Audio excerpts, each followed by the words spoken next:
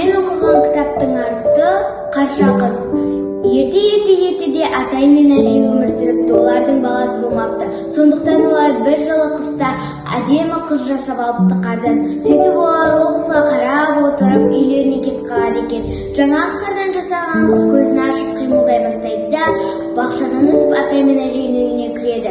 Сөйтіп атай мен әжей оған қарап қалады. Сөйтіп оған Қарша қыз деген ат қояды екен. Қарша қыз үйдегі барлық тірлікті істейді екен. Тіпті ит пен мысықты да ренжітпейді екен. Сөйтіп көктем келеді. Көктемде балалар ән салып би билейді екен. Қарша қыз ғана үйінде ренжіп отырады екен. Сөйтіп жаз шығады. Жазда барлық қыздар қырманға гүл теруге барады екен. Қарша қызға келеді де Қарша қыз үйде ішің пысып отқанша бізбен барсаңшы дейді. Сөйтіп Қарша қыз күн ыстықта барғым келмейді дейді. Сөйтіп апасы бара ғой деп қоймайды екен. Сөйтіп олар бірге барады екен. Қарша қыз әдемі көйлегін киіп барады екен. Сол жақта гүл теріп гүлтас жасайды екен. Қарша қыз өзіне бір бұлақ тауып алып соған қолын малып отырады екен.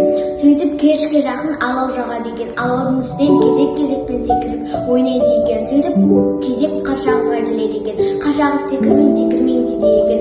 Басқа қыздар секір деп дес бермейді екен. Сөйтіп Қарша қыз жанына келіп аяқ қолы дірілдеп секіреді екен. Сөйтіп аспанға қарай аппақ бу шашырайды екен. Сөйтіп Қарша қыз буға сіңіп кетеді екен.